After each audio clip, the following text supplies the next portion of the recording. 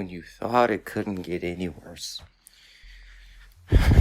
Months and months, we've talked about the incredible booking of WWE. And when I say incredible, I mean incredibly trash. Okay? That's just the truth. Now, some people like to divide and say, I like this company better, I like this company better. But at the end of the day, it doesn't matter because it's wrestling. Everybody tunes in to what they, are gravitated towards. If you're gravitated towards the WWE style, you go to WWE. If you're gravitated towards the AEW style, you go to AEW. Ring of Honor, well, no longer Ring of Honor. Impact, anywhere that you gravitate towards, or both, you can be fans of all of them, doesn't matter. The truth is, what WWE did is downright it's laughable because how insane it is. How insane it is to release talents like Keith Lee, Mia Yim. You could build an entire roster around Mia Yim. Do you know the things you could do with that type of female? A person who was good in the ring, can be good on the mic. It's like every time there's something for potential, it gets smacked down by WWE. Now, I know a lot of people fans of Karrion Kross. He wasn't my cup of tea, but at the end of the day, he had a lot of potential, and they released him like nothing. They released Ember Moon, B-Fab, and I don't watch SmackDown or Raw. I only watch for the things that I find intriguing. And even this, I can't believe that they're releasing people like it's nothing. Wasn't Eva Marie just on Raw a couple weeks ago? Nia Jax. People might not be fans with her in the ring, but you gotta give it to Nia Jax. I mean, she has been WWE through and through, interviews, winning championships.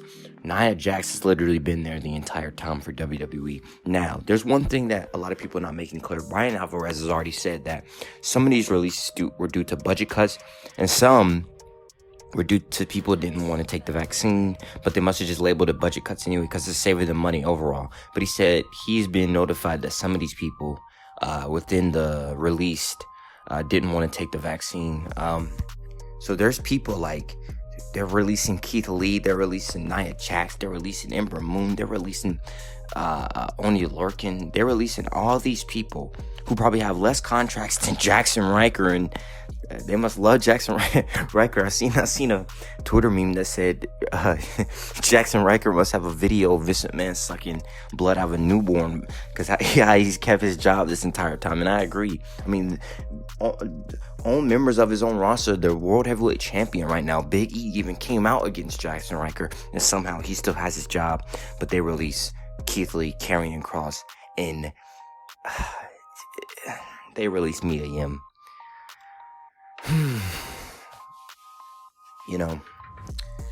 I just don't know what to say. So this begs in question. They already have limits. They're saying they want 25 and younger. So what about the superstars I like? Is Shayna Baszler going to be gone? Is Shayna Baszler going to be gone? The woman who I think has the most potential to be a dominant champion. A champion that will rule over the women's division. Yet they pick Charlotte and Becky. Over and over again. But they're not giving anybody else opportunity. So is Shayna going to be released? Huh? What about people like that? What about people that's in her age group, in her late 30s to 40s? Will they be released? So it begs the question, who Vince McMahon and Nick Khan are clearly poaching WWE for a sale, selling out people they don't need, firing them, doing everything they can. Because it seems clear that they want to sell the company. There is no way they just announced $256 million for the quarter, not the year, the quarter. They were doing half of this. They couldn't even achieve half of this years ago of $256 million. This is for the quarter. So they're releasing people because they want to release people. It makes no sense. So, I mean, look, if Shayna gets released, I really don't know what to say. I've been saying since the beginning that Shayna Baszler needs to be champion. I've been saying that the people who are younger, who have the utmost potential, needs to be booked in the correct way, and they never do it. So we're gonna, here we go. This is what it's gonna be. RK Bro, Drew McIntyre, Charlotte Flair, and who else? Roman Reigns and the Usos. Is that where you're gonna? That's it. That's all. Every week on Raw, every week on SmackDown, it's the same people. You might love Roman Reigns, but you gotta acknowledge that it's the same people over and over and over again. It does not change ever. It's the same people, same thing revolved around the show. I could let me give you an example. I stopped watching Raw after Alexa Bliss left. Big E's champion, that's great. All that's great, right? So, I stopped watching Raw, maybe a month ago. Whenever Alexa left, I didn't watch that pay-per-view, so it was weeks, months, whatever it's been, right?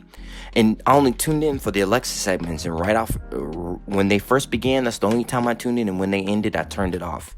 So I haven't been watching Raw, the entirety of Raw since, mid-2020? So, if the entire product is involved around the same people, who is excited about that? Like, who is Bruce Pritchard jumping up and down? Because I don't understand.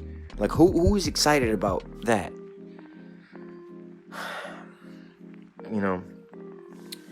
Last thing I'll say on this, because I'm running a little long here during my normal time. Make sure you like and subscribe too. Also, I want to just get that out there. The WWE game. Man, do I feel bad for 2K. Now, by the stretch of imagination, 2K, no one should really feel bad for them. They got years and years to improve a game. Didn't listen to Ukes. Ukes went out the door. Then they released a garbage product, and then during their press events would say, oh, Ukes left us without an engine, now we can do things exciting. And then you do things exciting, and the game was absolutely garbage.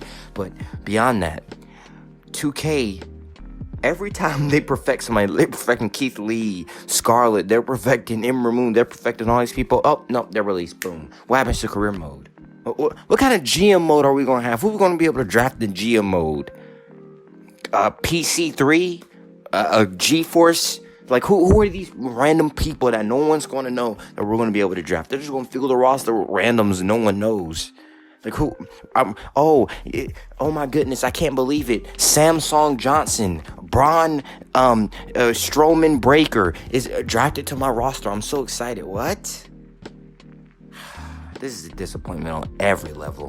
WWE, I don't understand why they're doing these budget cuts when they making revenue for the quarter. I'm done, dude. I don't understand what.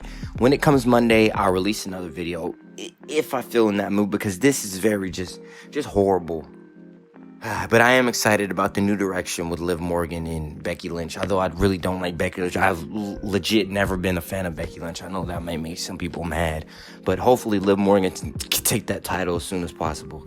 Other than that, I'll talk about that Monday maybe. We'll see what happens. All right, like, subscribe.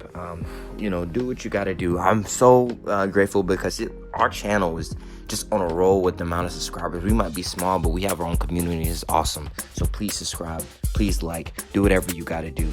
Thank you so much. All right, I'm out.